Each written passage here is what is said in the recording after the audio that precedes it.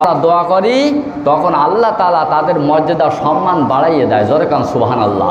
এই জন্য আব্বা আম্মার কবরের পাশে যেয়ে আমরা হাত তুলে প্রাণ খুলে আল্লাহর কাছে দোয়া চাবো, আল্লাহ আমার আব্বা আমার মা ছোট্টবেলা আমাকে কত কষ্ট করে লালন পালন করেছিল, তারা কম খেয়েছে আমাদের বেশি খাওয়াইয়েছে, তারা দুঃখের ভাগ নিয়েছে আমাদের দুঃখের ভাগ আমাদের আসতে দেয় নাই, আমাদের সবসময় সুখে রাখার চেষ্টা করেছেন, খুশিতে রাখার চেষ্টা করেছেন। যে আব্বা আম্মার মতন দামি মানুষ পৃথিবীতে আর কখনো হবে না। যার আব্বা মারা গেছে, যার মা মারা গেছে, মা বাবার মতন আপন মানুষ, মহব্বতের মানুষ, ভালোবাসার মানুষ আর কখনো সারা পৃথিবীতে ঘুরে দেখলেও আর আপনি পাবেন না। আপনার পাশে অনেক থাকবে, অনেক আত্মীয় স্বজন থাকবে, কিন্তু আব্বা আম্মার মতন কেউ হবে না। হবে? এই আব্বা আম্মা যারা মারা গেছে ঈদের নামাজ আদায় করবেন। ঈদের নামাজের পরে আব্বা আম্মার কবরের পাশে যাইয়া কবর জিয়ারতের নিয়াত করবেন, কবরবাসীকে সালাম জানাবেন। এরপরে সূরা ফাতিহা পাঠ করবেন, সূরা ইখলাস পড়বেন, দরুদ শরীফ পড়বেন, কোরআনুল কারীমের আয়াত তেলাওয়াত করবেন, সূরা ইয়াসিন পাঠ করবেন, রহমান পাঠ করবেন, হাসর পাঠ করবেন, ওয়াকিয়া পাঠ করবেন। যা আপনি পারেন তাই আপনি তেলাওয়াত করেন। ওই কবরের পাশে দাঁড়াইয়া দুই চোখের পানি ফেলাইয়া আমার আল্লাহ রাব্বুল আলামিনের কাছে দুই হাত তুলে প্রাণ খুলে প্রাণ ভরে আব্বা আম্মার জন্য দোয়া করেন। আল্লাহর হাবিব বলেন, কোন নেক সন্তান যখন তার আব্বা আম্মার জন্য মন খুলে দোয়া করে, আমার আল্লাহ রাব্বুল আলামিন নেক সন্তানের দোয়া আল্লাহ রাব্বুল আলামিন ফিরাইয়া দেয় না, আমার আল্লাহ নেক সন্তানের দোয়া কবুল করে নেয়। জোরে কান সুবহানাল্লাহ। অনেক সন্তান আছে যারা কোনোদিন কবরের পাশে যায় না, আব্বা আম্মার খোঁজ খবর কোনোদিন নেয় না।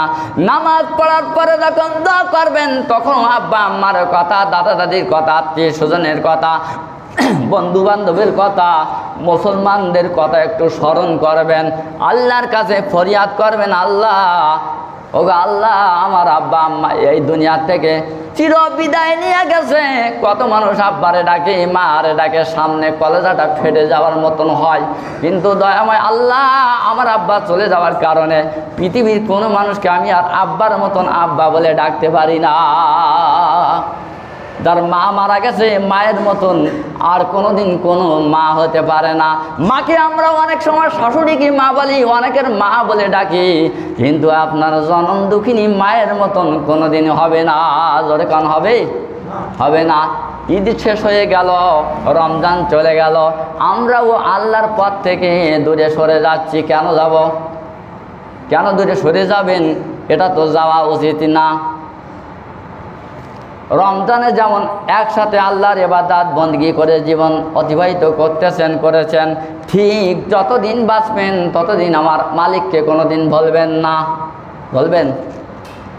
মালিককে ভোলা যাবে? ভোলা যাবে না।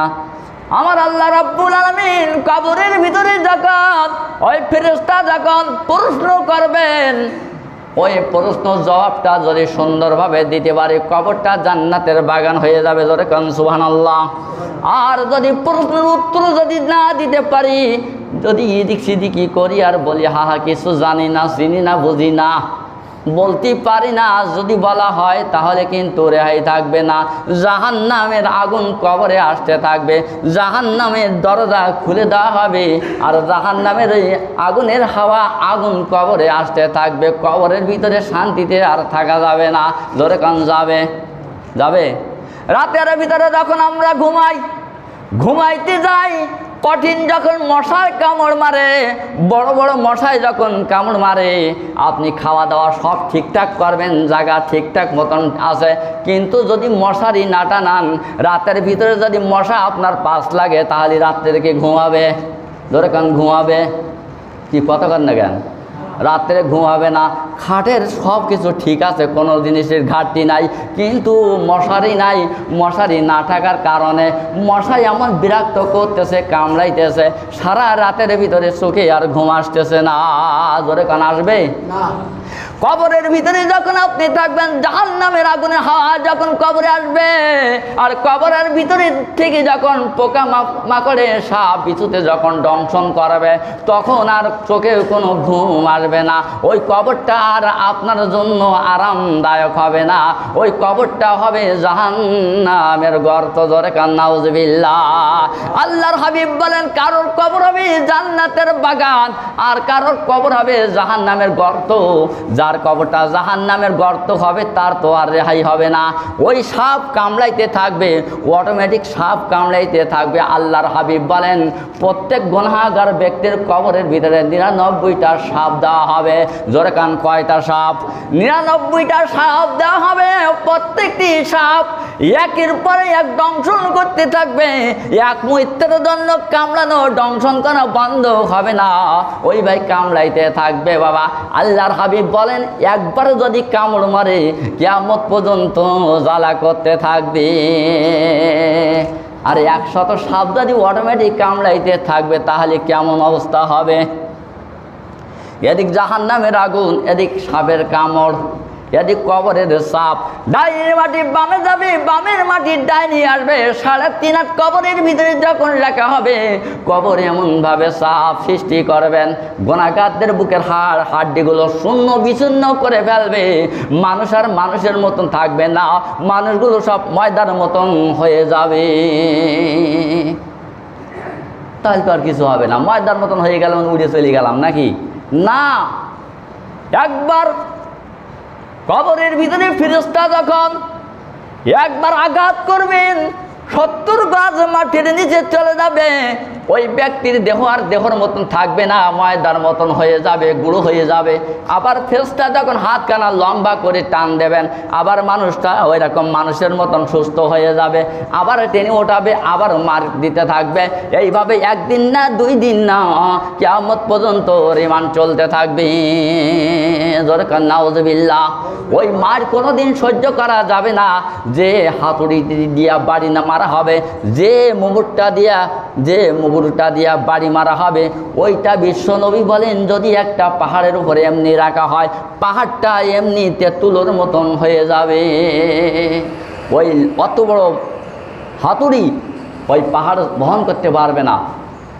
আর ওইটা যদি সজোরে আঘাত করে আমাদের মতন 3.5 হাত বডির উপরে, অবস্থা কি হবে? যদি আমরা ওয়াজ করি, আমাদের মনের থেকে যেন আমরা সেইভাবে চলতে চাই না। কারণটা কি? শয়তান তো আমাদের প্রকাশ্য শত্রু, এটা তো আল্লাহ নিজে জানাই দিয়েছেন। রোজার সময় শয়তান বান্দা থাকে, তাই আমরা খুব ইবাদত বন্দেগী করি। আর রোজার পরে শয়তান ছেড়ে দেওয়া থাকে, আমরাও শয়তানি করতে থাকি। কি কি যন্ত্রণা যে পড়ে যেতে হবে মারার পরে, সেটা বোঝানো যাবে না। এখন বুঝতেছে তারা, যারা মারা গেছে তারা বুঝতেছে যে কবর কি জিনিস। যদি শান্তিতে হয়, যদি কবরটা জান্নাতের বাগান হয়, শান্তির আর শেষ নাই। আর যদি জাহান্নামের গর্ত হয়, অশান্তির শেষ নাই। শুধু তো এখানে শেষ না, এইবার বিচারের যখন হাসরের মাঠে উঠবো, তখন উপায় কি? তখন তো বসে থাকতে হবে, বিচারের অপেক্ষায় বসে থাকতে হবে। হাসরের মাঠে তো শান্তির জায়গা না সবার জন্য। সবার জন্য কি শান্তির জায়গা? সবাইকে আরশের নিচে ছায়া পাবে? সবাই তো পাবে না। যে যাই বলুক আর যাই করুক, নিজের বাসাটা নিজে বেছে নেন। কারোর দিকে তাকাইয়ে নিজের আমলকে ধ্বংস করেন না, কারোর কথা শুনে নিজের আমলকে ধ্বংস করেন না। আপনারা চোখ দিয়েছেন, কান দিয়েছেন, আল্লাহ বিবেক দিয়েছেন আপনার বোঝার জন্য, আপনার মেধা দিয়েছেন, আপনাকে ব্রেন দিয়েছেন আল্লাহ, এমনি এমনি না। কার সবসময় ক্ষতি করবেন, কার প্রতি জুলুম করবেন, কাকে আপনি নির্যাতন করবেন, এই জন্য আপনাকে আল্লাহ সৃষ্টি করেন নাই। আল্লাহ সৃষ্টি করেছেন আল্লাহর গোলাম হিসেবে, আল্লাহর গোলামি করার জন্য। দরকার ঠিক কিনা? যদি আল্লাহ একবার মনে করে যে আমার বান্দা আমার গোলামি, এটা যদি আল্লাহ মেনেই নেয়, তাহলে মনে করেন জান্নাতি। দরকার সুবহানাল্লাহ। যারা আল্লাহর ইবাদত করে জীবন অতিবাহিত করে মারা যাবে, তারাই হবে আল্লাহর গোলাম। আমরা আল্লাহর গোলাম হতে চাই। আল্লাহ তাআলা আমাদেরকে গোলাম হিসেবে কবুল করুক। দরকার আমিন।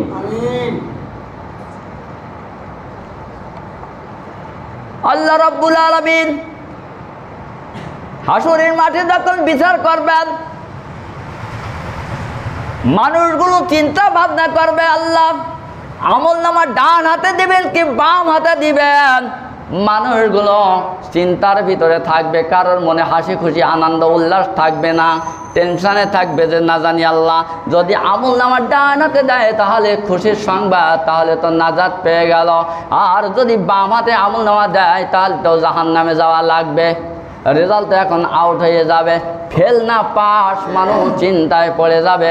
এই জন্য উলাঙ্গিনী হয়ে হাসরের মাঠে উঠবে মানুষ। কবর থেকে যখন যাইবে তখন কোনো পোশাক থাকবে না, পায়ে কোনো স্যান্ডেল থাকবে না, মাথায় কোনো টুপি থাকবে না। আপনি দৌড়াইয়া হাসরের মাঠে যাবেন, কেউ আরোহী, কেউ সোয়ারের পিঠে আরোহণ করে যাবেন, উটের পিঠে যাবেন, জান্নাতের বোরাকের পিঠে যাবেন। যারা কুরবানির পশু কুরবানি করেছেন অনেকে কুরবানির পশুর পিঠে আরোহণ করে হাসরের মাঠে যাবেন। কিন্তু বন্ধুরা কারোর পোশাক থাকবে না। আম্মা আয়েশা সিদ্দিকা রাদিয়াল্লাহু তাআলা আনহা এই খবর শোনার পরে বললেন, ইয়া রাসূলুল্লাহ, ইয়া হাবিবাল্লাহ, এরা তো লজ্জার বিষয়, হাসরের মাঠে নারী পুরুষ সকলে উলাঙ্গ থাকবে, হুজুর এরা কেমন হইল? আল্লাহর হাবিব বলেন, আয়েশা গো, হাসরের মাঠে কিয়ামতের ময়দানে এমন একটা সময়, এমন একটা বিপদের জায়গা, বিপদের সময় হাজির হবে, মানুষ কেউ কারোর দিকে তাকাইবার সময় পাবে না, নিজের জ্বালায় নিজেই ব্যস্ত থাকবে, কেউ কারোর দিকে তাকাবে না, এ আমার ও আমার, কেউ আমার না। আমরা যত গর্ব চালাকি ঠিক বুঝবো মরার পরে জ্বালাটা কি, এখন বোঝা যাবে না, মরার সময়তে বুঝতে পারবেন। যারা খারাপ মানুষ হবে তাদের মৃত্যুটা কেমনভাবে হবে। আল্লাহ রসুলের বুকের উপরে শুধু একটা আঙুল চাপাই দিয়েছিল আজরাইল আলাইহিস সালাতু সাল্লাম, তাই বলছিল, আজরাইল রাখো, আমার বুকের উপরে তুমি কি চাপাই দিয়েছো? মনে হচ্ছে 7 আসমান জমিন আমার বুকের উপরে চাপাই দিয়েছো। বলছি, ইয়া রাসূলুল্লাহ, না, আমি শুধুমাত্র আমার একটা বড়ি আঙুলের সামান্য একটু স্পর্শ করেছি, আমি পুরো আঙুলটাও চাপাই দেয় নাই। বলছে, তাই যদি এই হয় তাহলে আমার গুনাহগার উম্মতের উপায় কি? আমি নবী, আমার অবস্থা যদি এমন হয় তাহলে আমার উম্মতের কি হবে? সে চিন্তা কি আমাদের আছে? দুনিয়ার লালসায়, দুনিয়ার লাভের জন্য আমরা নেতার কথা শুনি, খেতার কথা শুনি, ওটা নেতারও খবর থাকবে না, খেতারও খবর থাকবে না। আপন চাষা আপন প্রাণ বাঁচা, চাষা আপন প্রাণ বাঁচা। যে সন্তান তার বাপকে দেখে পালাবে, যে সন্তান তার মাকে দেখে পালাবে, যে মা বাবা তার সন্তানকে দেখে পলায়ন করবে, হাসরের মাঠে তাহলে বিপদটা কম না বেশি? জায়গাটা কি বিপদের জায়গা না সুখীর জায়গা, আনন্দের জায়গা? ওটা হলো বিপদের জায়গা। একে অপরে পলাইতে থাকবে, বলা যায় না, সামনাসামনি হলি আবার কি প্রশ্ন করি বসবে, একে তো নিজের জ্বালায় পথ পাচ্ছে নি, আবার আরেক জ্বালায় ফেলবে, পলাইতে থাকবে। বাবার কাছে যেই সন্তান বলবে তুমি আমার পিতা, বলবে আমার কোনো সন্তান নাই। মার কাছে যেই বলবে মা তুমি আমার মা, আমি তোমার ছেলে, আমি তোমার সন্তান, বলবে না তুমি আমার সন্তান না, তো আমার তো দুনিয়ার সন্তান নাই, তো সন্তান কই? বলে না মা, 10 মাস 10 দিন তুমি আমার পেটে করে ধারণ করেছিলে, এরপরে আমি 2 বছর দুধ পান করেছি, মা তুমি আমার মা, তুমি অস্বীকার করছো কেন মা? তাহলে বিপদটা কম না বেশি? যেখানে পৃথিবীর ভিতরে মায়ের মতন আপন, বাবার মতন আপন মানুষ আর হতে পারে না, সেই আব্বা আম্মাও পলাবে সন্তানের দেখে, তাহলে জায়গাটা কিন্তু ভালো না। জায়গাটা কি না? জায়গাটা কিন্তু সবার জন্য ভালো না।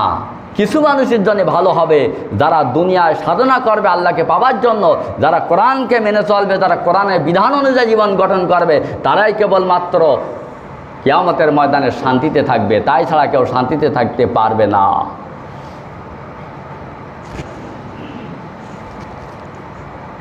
আমরা মনে করি 5 ওয়াক্ত নামাজ মাঝে মাঝে পড়বা, মাঝে মাঝে ছেড়ে দেবে, তো সমস্যা কি? আপনার আমার জন্য দৈনিক 5 ওয়াক্ত নামাজ আল্লাহ ফরজ করেছেন। শুধু 5 ওয়াক্ত নামাজ পড়লে আপনার 50 ওয়াক্ত নামাজের সওয়াব দেওয়া হবে। ধরে কান সুবহানাল্লাহ। কেন দেওয়া হবে? 50 ওয়াক্ত নামাজ মাইনাস করে আপনাকে 5 ওয়াক্ত নামাজ করা হয়েছে আমাদের জন্য। এই 5 ওয়াক্ত নামাজ যদি ঠিক মতন আদায় করা হয়, 50 ওয়াক্ত নামাজ পড়লে যে নাকি হয়, সেই নাকি আল্লাহ তাআলা দান করবেন। জোরে কান সুবহানাল্লাহ। যাতে আমরা বেশি বেশি নামাজ পড়তে পারি। আল্লাহ তাআলা কি সুযোগ দান করেছেন যে 5 ওয়াক্ত পড়লে 50 ওয়াক্ত সওয়াব দেওয়া হবে। এত লাভ দেখাবার পরেও যারা পড়ে না তারা হলো কপাল পড়া দুর্ভাগ্যবান ব্যক্তি। তারা যারা জাহান্নামে যাবে তারা এই কাজগুলো করে। যাদের কপালে লেখা আছে এদের নসিব খারাপ, এরা জাহান্নামের আগুনে জ্বলবে, এরা দোজখের প্যাসেঞ্জার হবে, দোজখবাসী হবে। এরা যতই বলে না কেন এদের কানে ঢুকবে না, এই কান্দে শুনবে আর অপর কান্দে বাহির করে দিবে। কারণ ওদের পিছনে আছে শয়তান। কারোর পিছনে আছে মানুষ শয়তান, কারোর পিছনে আছে জিন শয়তান। এই মানুষ শয়তান আর জিন শয়তান হলো ক্ষতিকারক জিনিস। জিন শয়তান যা ক্ষতি করতেছে মানুষ শয়তান তার বেশি ক্ষতি করে। তার সেই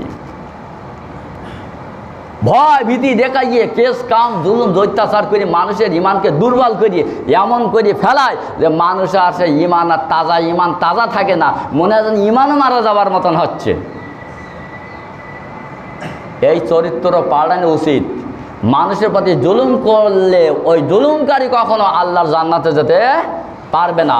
আল্লাহ জুলুমকারীকে সঠিক পথ দেখায় না, সুপথ দেখায় না। আল্লাহ জালেমকারীকে ভালোবাসে না।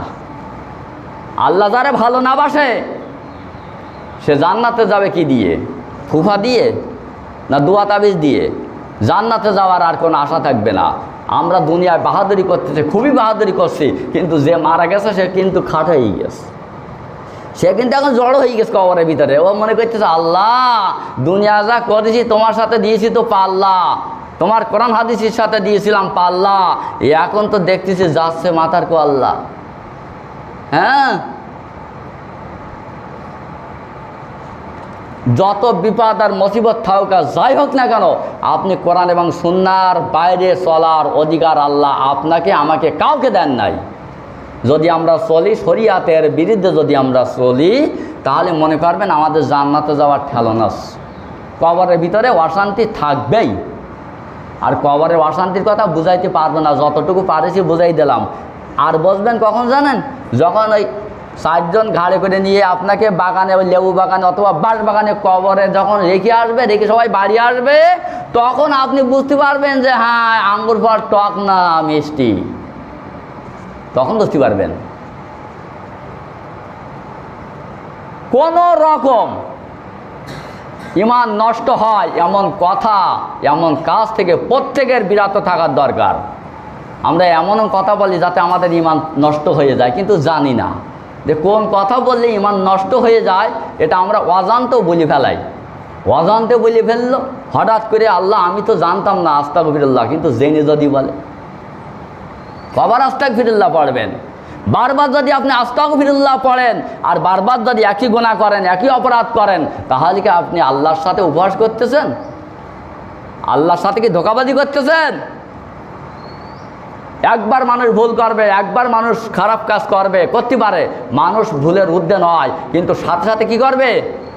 আল্লাহর কাছে ক্ষমা চাবে। আমি চুরি করি, আস্তাগফিরুল্লাহ, ধরা খেয়ে গেছে, আর কখনো চুরি করবো না।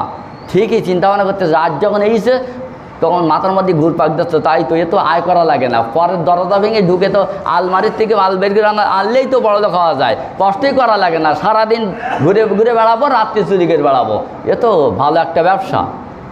বাদ দেওয়া যায় নাই, আবার গেছে চুরি করতে। আচ্ছা আবার ধরা পড়িস, আবার আস্তাগফিরুল্লাহ। তা আস্তাগফিরুল্লাহ কবার পড়বে? বলেন কবার পড়বে?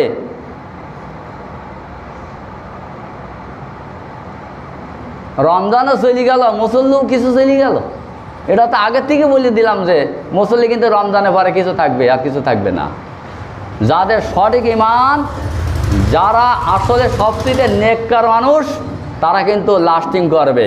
আর যারা হলো মুনাফিক, তারা কিন্তু শেষ পর্যন্ত লাস্টিং করবে না। ও মুনাফিকের চালাকি সবাই জানে। মুনাফিক হলো তারা যারা মানুষকে ধোঁকা দেয়, ওয়াদা খেলাফ করে, আমানতের খেয়ানত করে, গালিগাল্লাজ করে, অশ্লীল ভাষা ব্যবহার করে, মিথ্যা কসম খায়।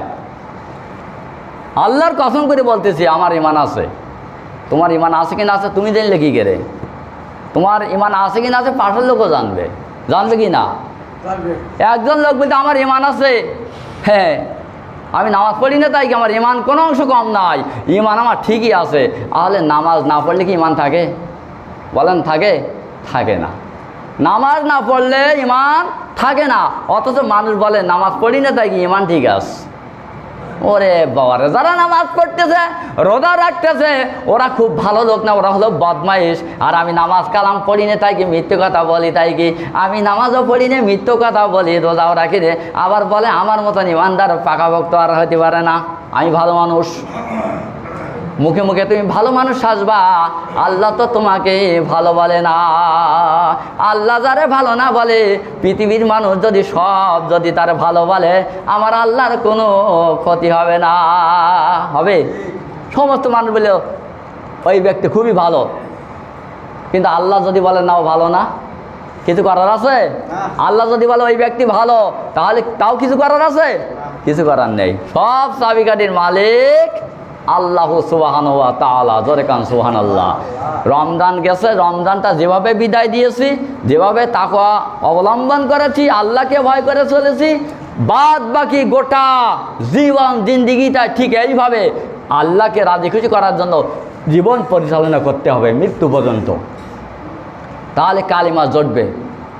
আর না হলে মৃত্যুর সময় জবান বন্ধ হয়ে যাবে, কালিমা পড়াবার নাম শুনলি ও আর মন থাকবে না, পড়বেই না, শুধু এদিক ওদিক করবে, আর চোখ আমরা লাঠির মতন এরকম মোটা হয়ে যাবে আজরাইলের দেখি। কারণ আজরাইল তো ছোটোখাটো জিনিস না, ছোটোখাটো জিনিস নাই। হ্যাঁ, নবীর বুকের ওপর যদি একটা বুড়ি আঙুল স্পর্শ করার কারণে যদি এরকম মনে হয় যে 7 আসমান জমিন চাপাই দেওয়া হয়েছে, তাহলে যদি এরকম চেপি ধরে কায়দা মতন, তাহলে কী হবে বলেন? কী হবে? আচ্ছা, একটা ডিম, মুরগির একটা ডিম, হ্যাঁ, একটা ডিমের ওপরে যদি বিশাল একটা পাথর এরকম আঘাত দেওয়া হয়, ডিমটার অবস্থা কী হবে? ভালো থাকবে? ও কি জানতে থাকবে? হ্যাঁ, ডিম মনে করে হচ্ছে বাচ্চাও চলে ভালো নাকি? কঠিন জিনিস।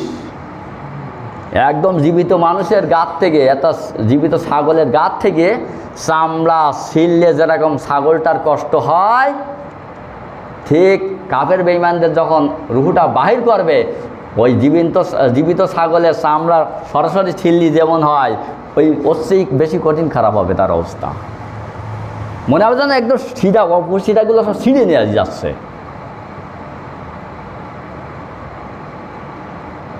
ভালো হওয়ার দরকার, এখনও সুযোগ আছে, এখনও হায়াত আছে, এখনও আমরা বেঁচে আছি, এখনও সুস্থ আছি, এখনও আল্লাহর কাছে তওবা করার সুযোগ আছে। তওবার দরজা এখনও বন্ধ হয় নাই, আপনার আমার জন্য খোলা আছে।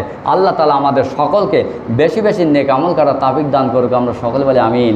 বদ আমল আছে যেখানে, আমরা যাব না সেখানে। ধরে কান ঠিক কিনা? আল্লাহ তাআলা আমাদের কবুল করুক, আমিন। এই বলে আমার সংক্ষিপ্ত বক্তব্য এখানে শেষ করছি। আসসালামু আলাইকুম ওয়া রাহমাতুল্লাহি ওয়া বারাকাতুহু।